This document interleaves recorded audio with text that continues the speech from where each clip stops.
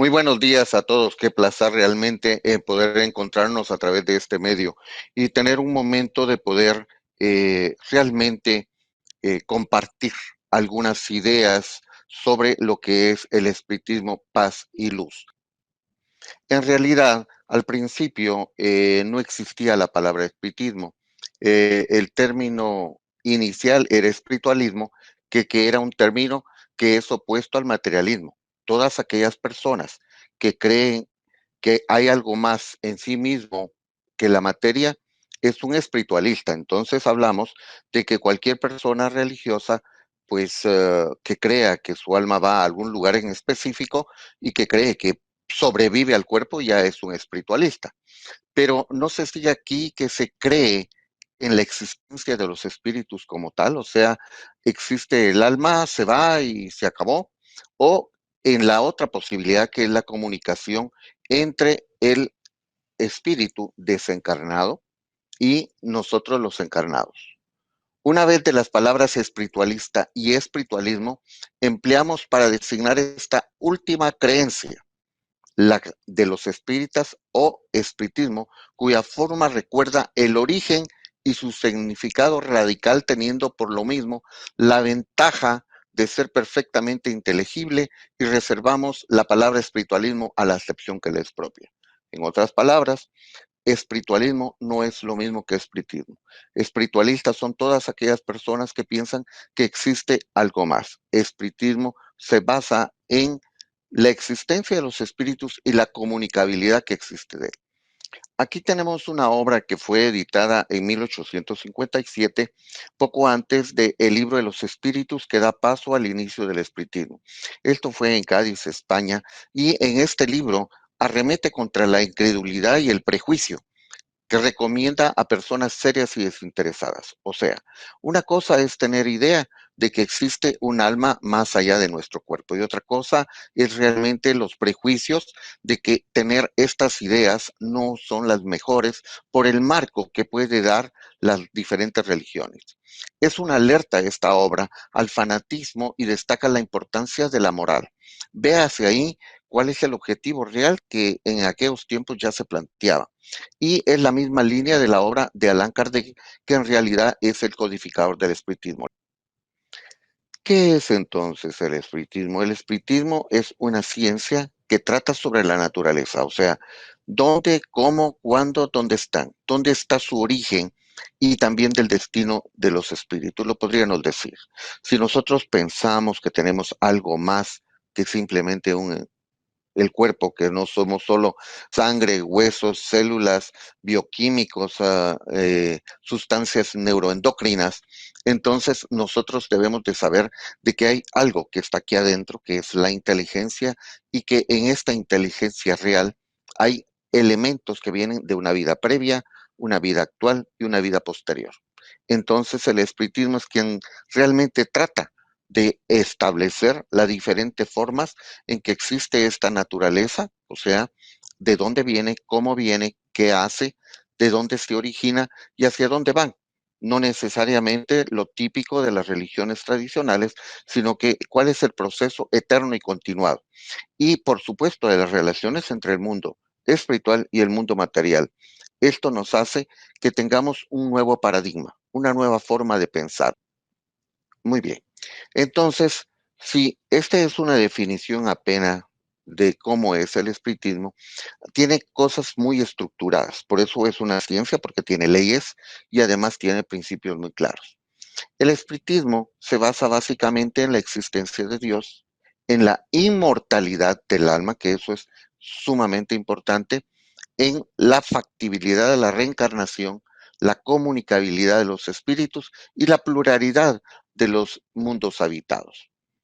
Es en realidad una serie de contextos que nos pueden ayudar a dilucidar. Y cuando hablo de un paradigma, es un paradigma educacional en la moralidad del hombre. En este sentido, existen leyes muy claras, como por ejemplo la ley de adoración, la ley del trabajo, reproducción, conservación, destrucción, sociedad, progreso, igualdad, libertad, y finalmente lo más importante, que es la justicia, amor y caridad. Esto quiere decir que no es simplemente una creencia a ciegas. Mire, usted tiene que creer que existen espíritus y ellos vienen y se comunican con usted. ¿Y para qué me sirve eso? ¿Para saber el número de la lotería? ¿Para saber si la persona amada anda con otro? No es así. Es totalmente lo contrario a eso que usted acaba de escuchar. Son realmente conocimientos que llevan a una estructura de un pensamiento sobre cómo es mi vida, por qué estoy sufriendo así, cuál es mi futuro si yo me comporto de siguiente manera. En el año 1844 llamó la atención en Estados Unidos diversos fenómenos. ¿Y cómo inició esto? Pues de que bajo la influencia de ciertas personas que les dieron el nombre de mediums, podían hacer cierto grado provocar a voluntad algunos experimentos. Este fenómeno fue de mesas giratorias. O sea, fíjese bien, un dato sumamente importante. El, antes del año 1848 no existía el término espiritismo. Todo lo que usted encuentre que diga que está antes de esta fecha, están hablando de alguna cosa irreal. Hasta en el 1848 la humanidad comenzó a tener en cuenta con más frecuencia, con más distribución del conocimiento, este fenómeno. Así entonces, nosotros nos preguntamos si existían estas condiciones, si en realidad ocurrió el movimiento de una mesa, entonces, ¿por qué era esto? Pues se quedó probado de que eran evidencias porque trataron de ver la causa, si no era electromagnetismo, si no era una condición de magia, si no era un truco, y entonces se dieron cuenta realmente que se obtuvieron cosas completamente ajenas al pensamiento y conocimiento de las personas presentes. O sea, una cosa es que se mueva un objeto y otra cosa es de que nosotros nos comunicamos en ese sentido con el objeto y entonces preguntamos una pregunta concreta que necesita una respuesta razonable. ¿Cuándo se evalúa a las personas que se participan en estas tareas, se puede observar que aún el pensamiento sobre el tema que se está tratando es diferente a la opinión que se tiene cuando está en una parte consciente que otra inconsciente.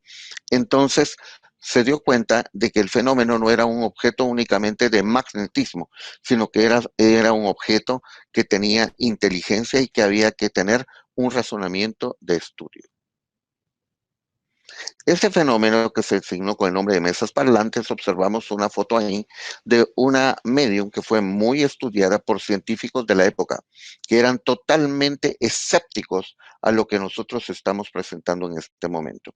Ellos predieron, estamos hablando de César Lombroso, por ejemplo, en Italia, científicos reconocidos que en aquel momento se dedicaron a esta condición.